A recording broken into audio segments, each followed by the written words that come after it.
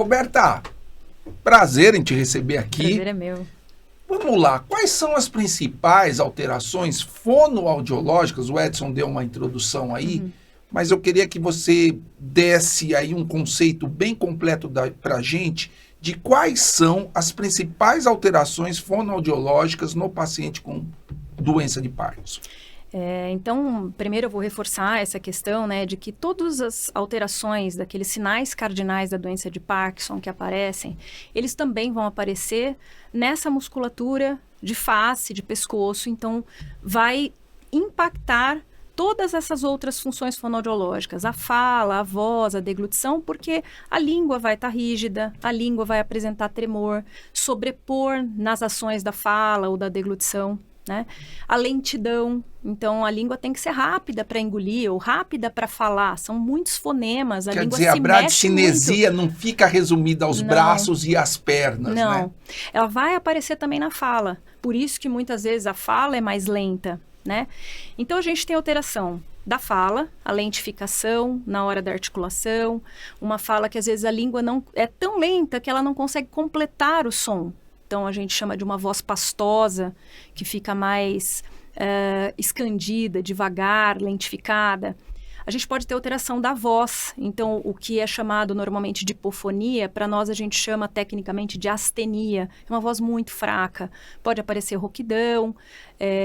E até a prega vocal em si, ela modifica o seu fechamento. Por isso que escapa ar na voz também e deixa a voz mais fraca. Na deglutição, ele vai ter várias alterações, que é chamado essas alterações de deglutição de disfagia, que pode ser desde uma alteração na mastigação, acúmulo de alimento na boca, na garganta, e pode até entrar na via errada, entrar na via respiratória. Que é um problemão, né? É um problema grande, né? Porque pode gerar pneumonias de e alterações no quadro geral, né? Exatamente. De saúde. Mas também a gente pode ter micrografia, que é a letra pequena. A gente pode ter a hipomimia facial, que a gente chama, que é aquela face em máscara que eles ficam, né, com pouca expressão facial. Então, às vezes, a expressão não condiz com o que ele está falando.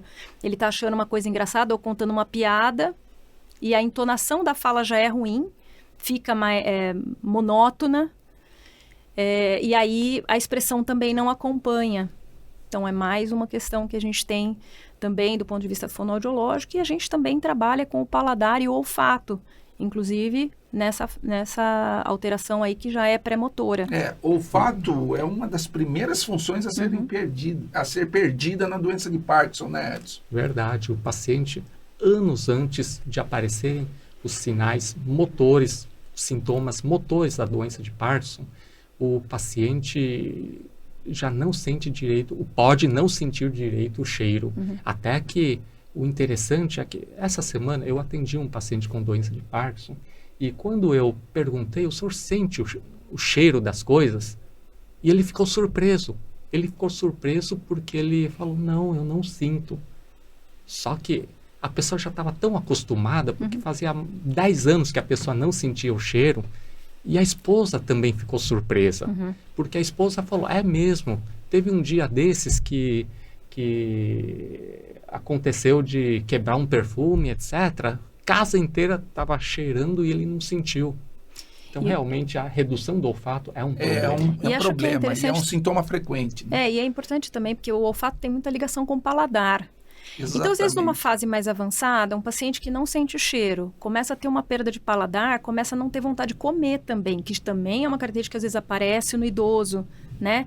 A inapetência, e aí o paciente começa a emagrecer, perder massa magra, dificulta toda a parte motora. Um paciente que não pode perder a massa magra, acaba perdendo. O paciente que já tem dificuldade nos movimentos, tem rigidez, precisa de uma boa reabilitação, perder massa magra é uma tragédia, né? Para um paciente desses. E além disso tudo, eu acho que comer é um prazer, né?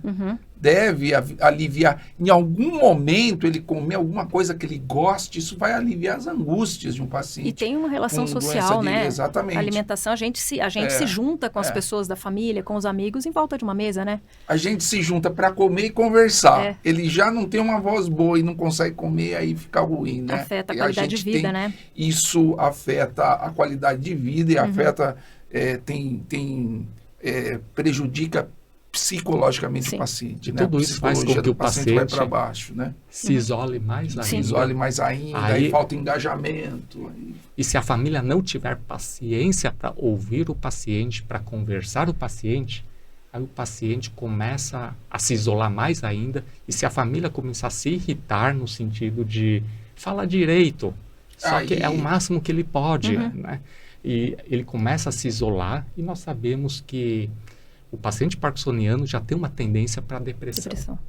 Aí ele vai deprimindo cada vez mais, e a depressão é caracterizada por diminuição da vontade de se comunicar, de falar, de sair, ou seja, desmotivação por tudo. Aí é um ciclo vicioso. É uma espiral de agravamento. sem saída, né? Inclusive, você falou uma coisa interessante, né? Quer dizer, primeiro, o engajamento social é importante para a doença. Se o paciente não consegue falar direito e não consegue comer, sentar numa mesa e comer direito, por 2 motivos. Um, porque ele não consegue mastigar direito, ele não consegue engolir. E outra, muitas vezes não consegue levar o alimento na boca. Isso para o paciente é muito ruim. E aí, como você falou, o paciente já tem a depressão já é um sintoma que tem relação direta com o Parkinson. Mas ele vai começar a ter a depressão também indireta. Por quê? Porque ele vai perceber que ele não consegue fazer as coisas e ele vai começar a ficar para baixo. Isso vai acelerar a depressão dele, vai acelerar aí o mau humor e o isolamento. E isso para a doença, para a progressão da doença é péssimo. Né? Por isso que engajamento social faz parte do tratamento. Faz parte do tratamento. O fonoaudiólogo prescreve engajamento social, o médico prescreve engajamento social, o fisioterapeuta prescreve interação social. Foi uma pergunta que eu fiz para o Rodrigo, né?